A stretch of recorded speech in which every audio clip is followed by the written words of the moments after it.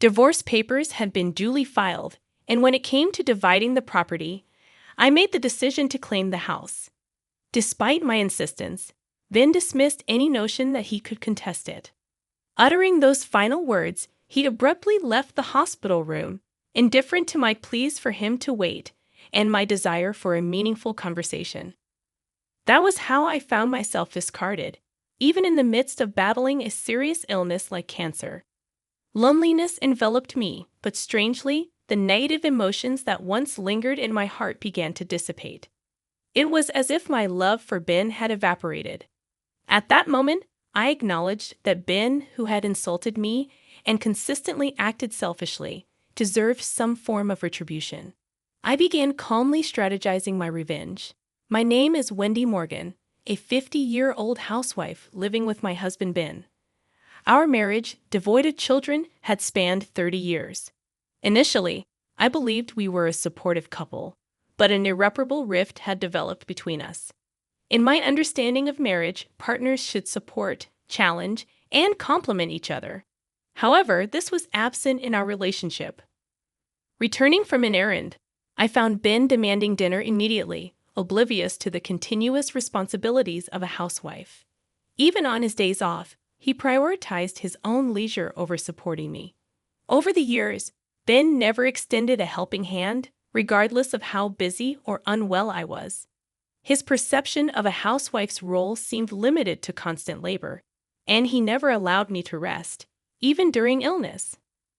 I had hoped for a marriage built on mutual support, but Ben's actions contradicted that ideal. The early days saw me attempting to bridge the gap, but Ben remained resolute, asserting his belief that as a housewife, I had no grounds to complain. Love had long faded, and I didn't anticipate unwavering support in everything. Still, I longed for simple kindness during challenging days. Ben's refusal to acknowledge my humanity and hardships widened the rift between us, turning our marriage joyless and meaningless. I grasped the situation more acutely than anyone else. It was during this realization that I sensed something awry with my health. While I had always been prone to illness, this time felt distinctly different. I promptly reached out to my father, who escorted me to the hospital, where I received the diagnosis of cancer. Fortunately, it was detected early, and the doctor assured me that I could commence treatment immediately. Eager to begin the healing process, I implored my father to bring only the essentials from home. Hastily, I navigated through the hospital admission procedures. Unable to meet Ben that day due to his work commitments, I conveyed the disquieting news to him through a brief message. I informed him, "Cancer has been found, and I'm being hospitalized for treatment immediately." In these moments of anxiety about the uncertain future, Ben's image crept into my thoughts. Despite my belief that my love for him had waned, a latent desire to face him properly and continue our life together as a couple lingered deep within my heart.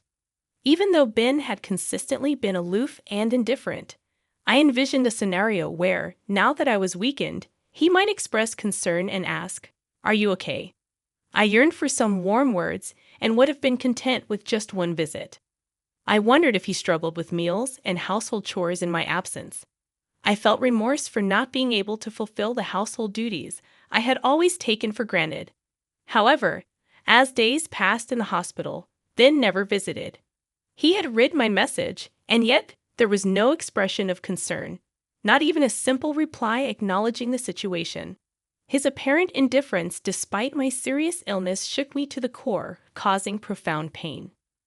Realizing the futility of my expectations, I decided to stop anticipating anything from Ben. With this newfound mindset, I faced the grueling battle against the illness. The treatment was as demanding as expected, marked by enduring pain and suffering. The medication's side effects took a toll on my body, leading to many sleepless nights filled with discomfort. There were moments when I contemplated giving up on treatment, allowing my deteriorating body to take its course and end my life. However, each time I felt this way, the encouraging words from my parents, reassuring me that I was doing great and things would surely get better, compelled me to summon strength and endure until today. Then, on a day when I was particularly unwell, lying in bed and staring blankly at the ceiling.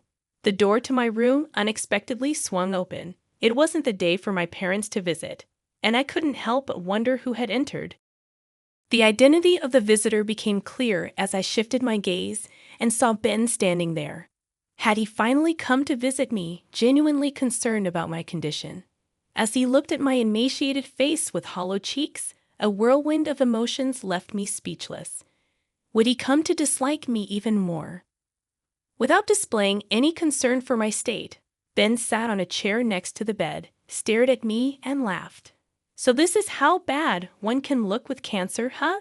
You don't even look like a woman anymore. His words made me feel as if the blood had drained from my face. These were words that should never be said to someone fighting cancer. I didn't want him to say anything more, but unaware of my feelings, Ben continued with even more hurtful words. Ever since you've been hospitalized and not at home, every day has been like heaven. The house is a mess, but I don't even have to go back there.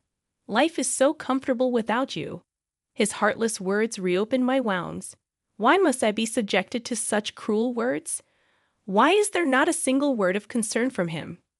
Although I wanted to vehemently criticize Ben, my weakened body couldn't move as I wished, and all I could do was silently accept his brutal words.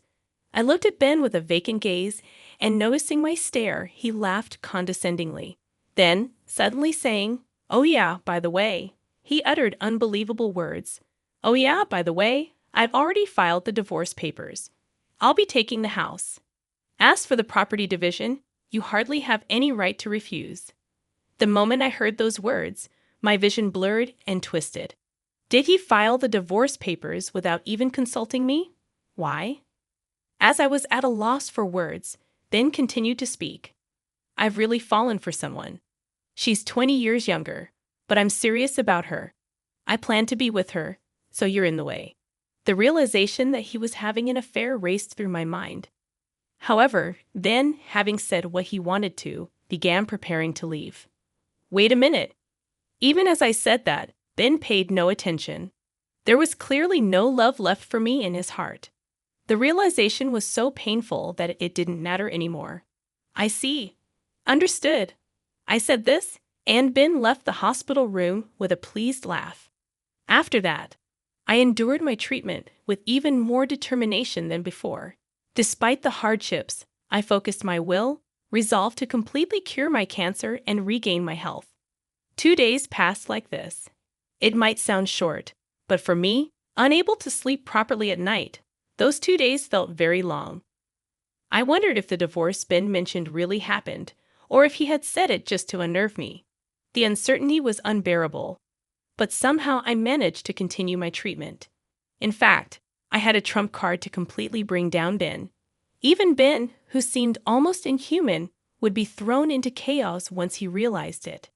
If panicked, he would surely try to contact me in some way. While waiting with this thought, Ben's call came in. Thinking it improper to answer in the hospital room, I pretended not to notice. But Ben persistently kept calling, even on silent mode. The continuous calls were too annoying. "I'm in the hospital room, and it's inconvenient to have my phone ringing, so please don't call." After sending this message, the calls finally stopped. But then came texts like, "Please let me talk to you just once. Please, I was wrong about everything. I'll apologize properly." Apparently, he had resorted to messaging since I wasn't answering his calls. All of his words seemed like self-defense. Probably, Ben realized why I accepted the divorce so easily. "Can I come over there now?" Faced with my silence, Ben seemed to have reached his limit and sent that message. Honestly, facing Ben now amidst my grueling battle with illness felt like nothing but pain. But if I refused, he would probably keep calling. So I replied, "Do as you like." My revenge was about to begin. Ben, who had unjustly treated me for so long and divorced without consent, deserved a severe punishment that would make him despise his life. I had been eagerly anticipating the moment when I could bring him down to the depths of despair. "Hey, what the hell is this all about?" Ben entered the room with a shout, his tone suggesting a palpable sense of panic. To an outsider, it might seem like he was overreacting, but given the circumstances, it was natural for Ben to be agitated. After all, I had been concealing an incredibly important secret, and the critical moment had arrived. I had no idea that you had assets worth $10 million. Why didn't you tell me how much you had? Ben spoke, placing my passbook on the desk, clearly displaying a deposit of over $10 million. I never mentioned it because you never asked. How could I imagine a housewife like you having so much money? If I knew you had this much, I wouldn't have divorced. That's not my problem. It's Ben's fault for divorcing me without proper confirmation. Stop with the pointless excuses. Despite his domineering behavior and divorcing me without my consent, Ben couldn't stop his selfish remarks upon discovering my assets. Why didn't you tell me? I wouldn't have divorced you if I knew. I decided to reveal the truth to the selfish Ben. The truth is, I accumulated this fortune of over $10 million through investments. I started to fill my spare time, and it was my parents who suggested, "Why don't you try investing?" Our family life was comfortable even on Ben's salary alone, but I wanted to contribute to our finances in some way. My father, knowledgeable about investments, immediately taught me diligently when I expressed interest. Thanks to his guidance, I started with the hope of making even a small profit and continued investing steadily. I made my first investment 5 years ago, and since then, I rapidly improved, becoming capable of earning significant amounts of money through investments. Even my father was astonished, saying, "I never expected you to grow this much." The profits I generated over these 5 years are the $10 million recorded in the passbook Ben brought. Actually, I was planning to tell you when the timing was right, but then I got cancer. You divorced me without listening to anything I had to say. I never intended to keep this wealth a secret forever. Once I overcame my battle with cancer and could return to my normal life, I planned to tell Ben about this $10 million. I had originally intended to share it with him, envisioning that we could continue our life as a couple and use it when necessary. However, Ben selfishly chose to divorce before I could reveal this financial secret. Now that we're strangers, it feels odd to disclose it to him. Given this outcome, the entire $10 million probably belongs to me. As I recounted my story, Ben's face flushed, and he began shouting, "If I knew you had this much money, I wouldn't have divorced you. It's your fault for keeping it a secret, so pay me $10 million in the property division. You need to atone for the sin of keeping secrets from your husband." Whether he was panicking over the reality of such a vast fortune or frustrated that he couldn't get his hands on it, Ben started saying the unthinkable. Since we were already divorced, no matter what, it was impossible to give him this $10 million. Still, Ben, seeing but unable to reach the $1 million right before him, started making unrealistic demands. In response, I unintentionally laughed, then yelled at me. "What are you laughing at? Stop belittling me." "I've always been annoyed by your attitude. I never thought you'd be so cunning to have such a fortune as a wife. A wife's assets belong to her husband. You have to give me this $10 million. I never intended to keep this secret forever. I was planning to tell you, but you divorced me first. Stop making excuses. It's all your fault for keeping secrets." Without any recollection of making excuses, Ben became more enraged with each word I spoke, blaming and berating me. His shouting was too much for my head, still recovering from illness, and I couldn't bear it. Realizing it was futile to continue talking with Ben, who wouldn't accept my words and would surely try to make me the villain, I quickly ended it. "Enough is enough. You divorced me of your own accord, right?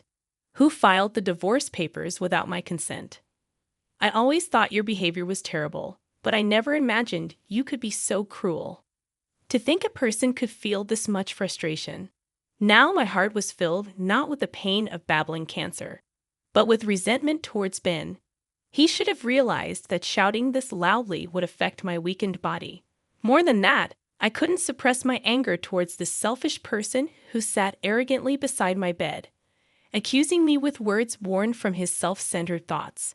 Do you know what I thought when I found out I had cancer? I thought that answering him might make Ben worry about me a little, be kinder to me, and reconsider his feelings. Instead, he didn't even come to visit me in the hospital. When he finally showed up, he told me he had filed for divorce without my consent and that he would take the house. How could he be so selfish and then come here criticizing me for having substantial assets? I've said it many times, I never intended to keep it a secret forever. I was planning to find the right time to tell you. You destroyed that chance with your own hands. I had never blamed Ben this much before. I had always forgiven his selfish behavior, thinking we were a couple who should support each other. I never scolded or reprimanded him, always enduring for his sake. But the reason I could endure and keep going was that I had love for Ben. I truly loved him. But now, I don't have any love left for him. All I feel is uncontrollable anger and disbelief towards Ben, who only speaks selfishly. How can someone be so self-centered?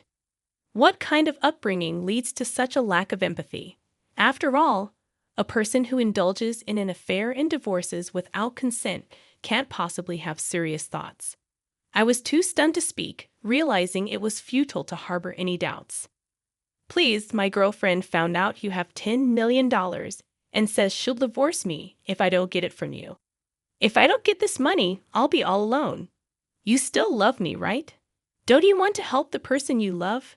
So Ben's mistress also knows about my $10 million fortune. He must have carelessly told her.